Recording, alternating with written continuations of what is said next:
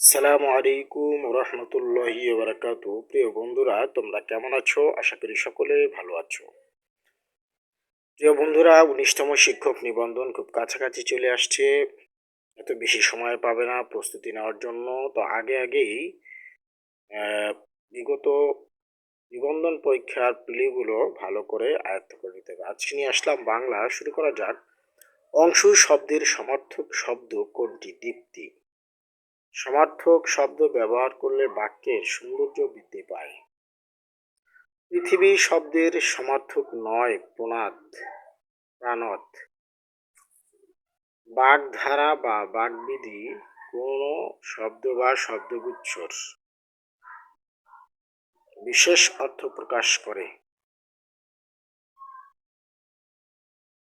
তৎপুরুষ সমাসে কোন পদ প্রধান? উভয় পদ বা পরপদ প্রধান। প্রান্তিক বিরাম চিহ্ন কোনটি?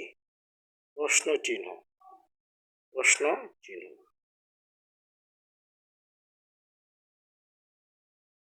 সাধু ভাষা পরিভাষাটি প্রথম ব্যবহার করেন রাজা রামমোহন রায়।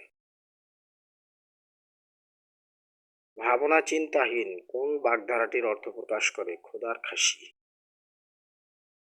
ভাবের সার্থক ও সুসংগত প্রসারণই ভাব সম্প্রসারণ। নিচের কোন বাক্যটি শুদ্ধ? যুক্তি খণ্ডন হয়েছে কিন্তু মুক্তি মেলেনি। লঙ্কা বাটা এর সঠিক ব্যাসবাক্য কোনটি? বাটা যে লঙ্কা।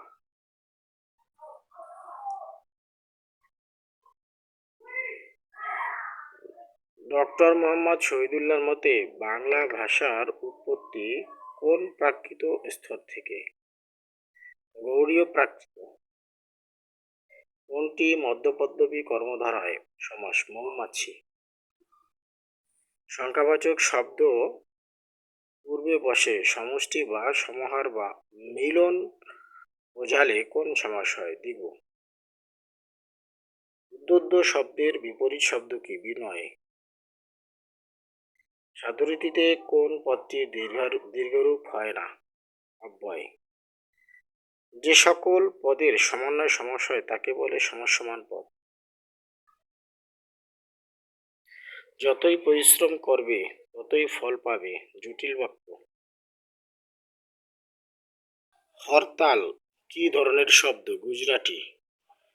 সাধারণ গুণের উল্লেখ না করে উপমেয় পদের সাথে উপমানের যে সমাস হয় তাকে বলা হয় উপমিত কর্মধারয়।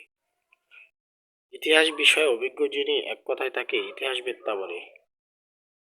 বাক্যে এক পদের পর অন্য পদ শোনার ইচ্ছা কি আকাঙ্ক্ষা বলে।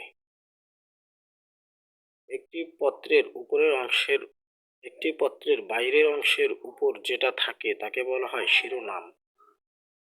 ভাষার মূল উপকরণ বাক্য। বাংলা ভাষার শব্দ সম্ভারকে কয় ভাগে ভাগ করা হয়? 5 ভাগে।